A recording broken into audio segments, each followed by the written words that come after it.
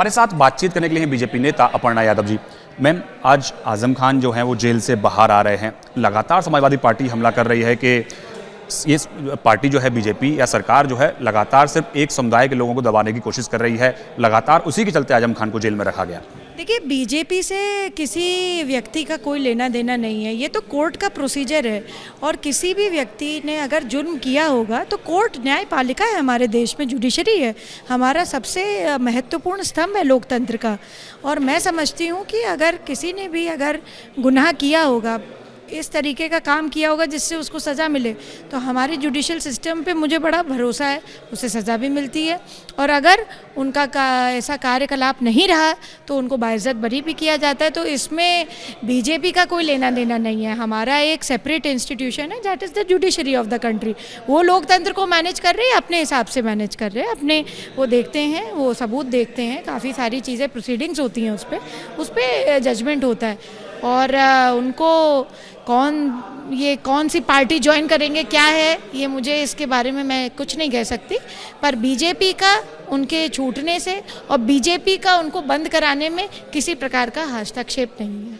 लेकिन मैम, लगातार चर्चा यही चल रही है कि जब वो जेल से छूटेंगे तो वो बीएसपी ज्वाइन करेंगे। समाजवादी पार्टी के नेताओं से बहुत नाराज बताए जा रहे थे।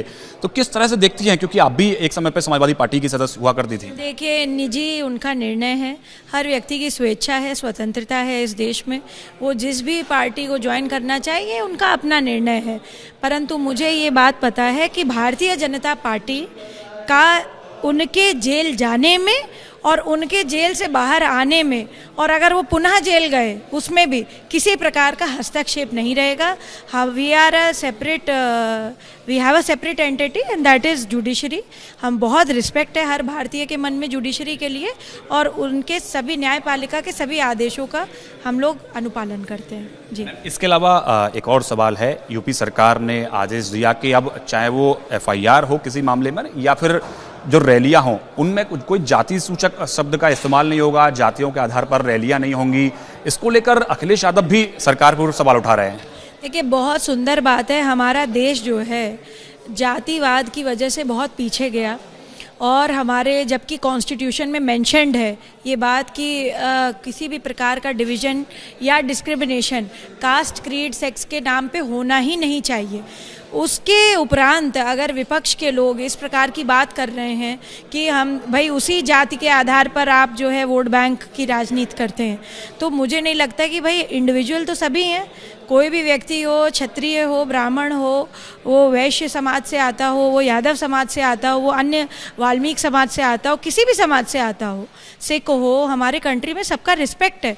पर हमारे यहाँ पर न्यायपालिका, आपने देखा होगा कानून का जब स्टैचू बनता है तो उसके हाथ में एक तराजू है और उनके आँखों पे पट्टी है, यानी कि कानून अनबायस्ड है और वो सिर्फ सबूत के आधार पर चलता है। जिसका पलड़ा भारी रहेगा सबूत का, उसी पे न्याय देगा।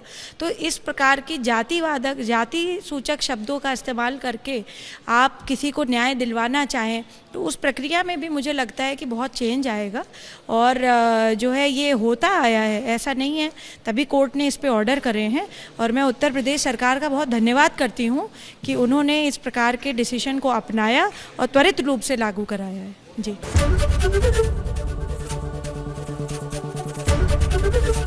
एबीपी गंगा, खबर आपकी, जुबान आपकी।